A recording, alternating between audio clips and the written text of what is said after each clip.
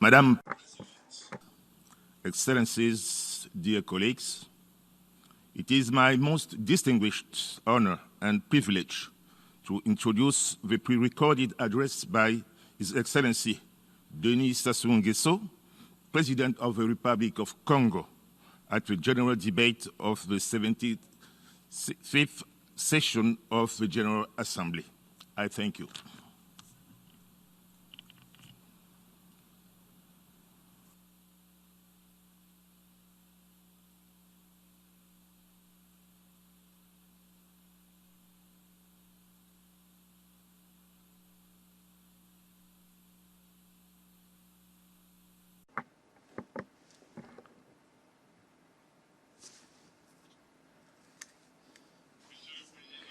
Mr. President of the General Assembly,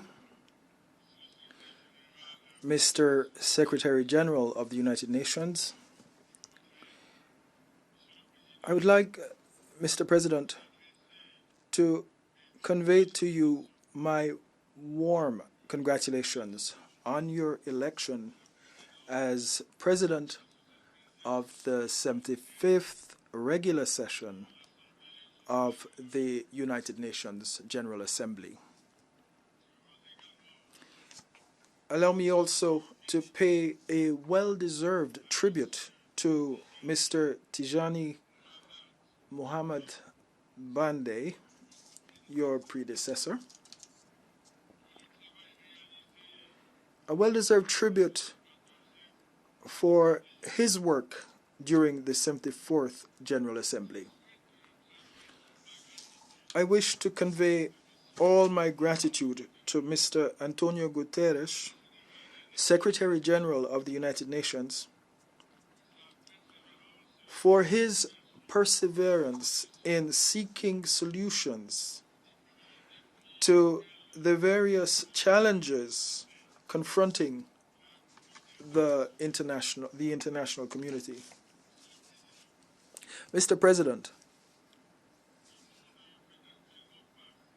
the world is currently faced with an unprecedented health crisis, which is highlighting the glaring gaps between the health systems of developed countries and the health systems of developing countries in terms of their capacity to respond to major pandemics. A situation such as this compels bilateral and multilateral stakeholders alike to seek appropriate resources to tackle this pandemic, which is seriously affecting the survival of humanity. It behooves us, therefore, to step up our international solidarity geared toward harmonious and complementary organization of strategies to eradicate this pandemic. Mr. President, I note with particular interest the scope of the theme of this general debate. And by this I mean the future we want. The United Nations we need. Reaffirming our collective commitment to multilateralism. Confronting coronavirus through effective multilateral action. The real challenge facing the entire international community, given the scale of the economic and health impact of this scourge, is actually to strengthen multilateral cooperation mechanisms in our fight against the coronavirus. That is our challenge. given this scourge. Let no one be deceived. We cannot emerge from this unprecedented health crisis, and there will be no development in isolation. The United Nations remains, therefore, the main forum for mobilizing states as part of an effort to reach a compromise or even a consensus around collective action against inequalities and vulnerabilities. Given the difficult global economic situation,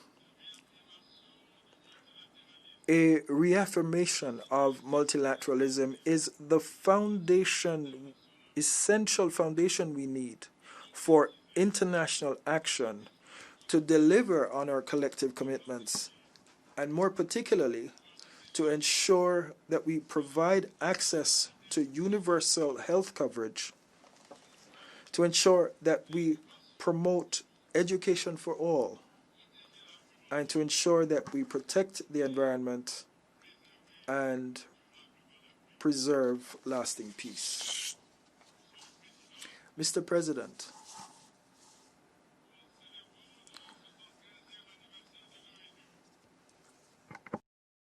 even though we are celebrating the 75th anniversary of the United Nations, and despite the progress made, we are still witnessing the resurgence of unsustainable, unacceptable shortages for peoples.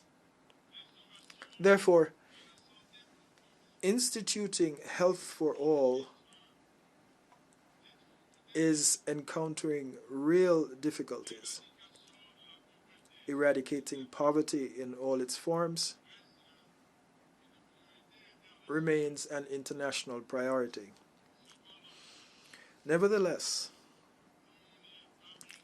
we will not achieve these goals unless states actually have the resources needed and have them in a world that is truly at peace. Mr. President,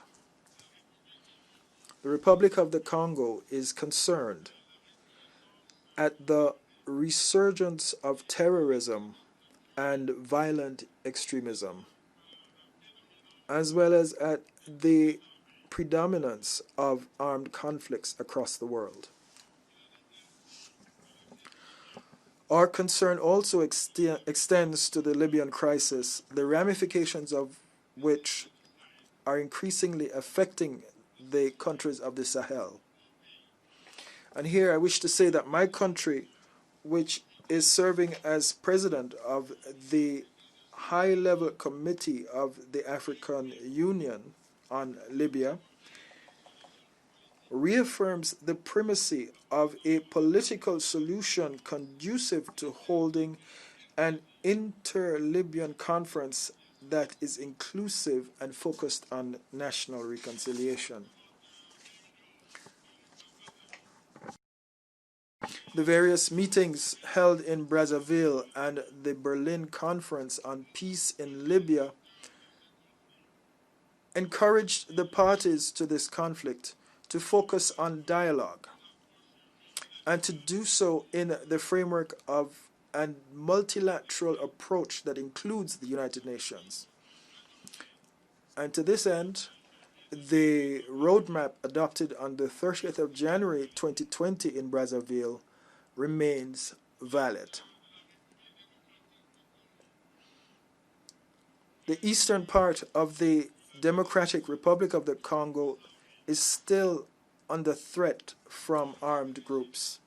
And in the same vein, the Central African Republic, which is preparing for presidential elections in December 2020,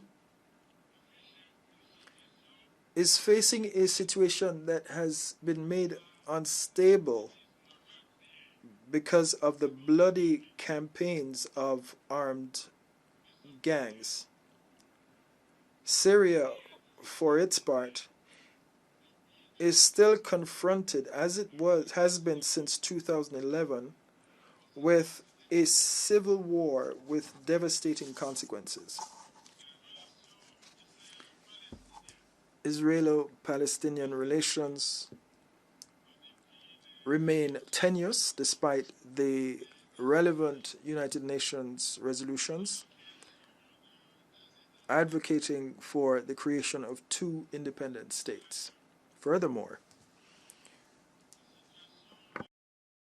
the situation in the Republic of Cuba calls for the lifting of unilateral sanctions in accordance with the Charter of the United Nations. Lastly, the 75th anniversary of the United Nations coincides with the anniversary of the first nuclear test.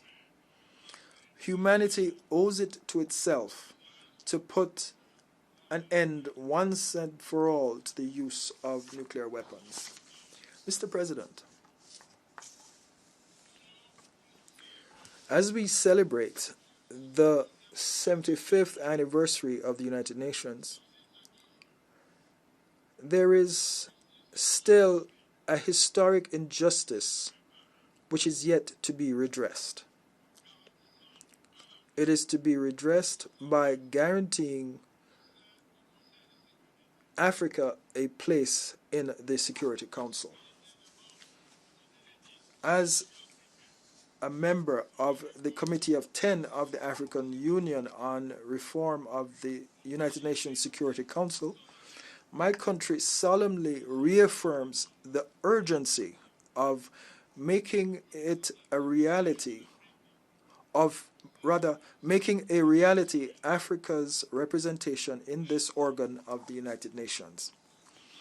In so doing, we will further strengthen the values of peace, of solidarity, equity, and progress embodied by the United Nations organization. Long live the United Nations. Long live international cooperation. Thank you.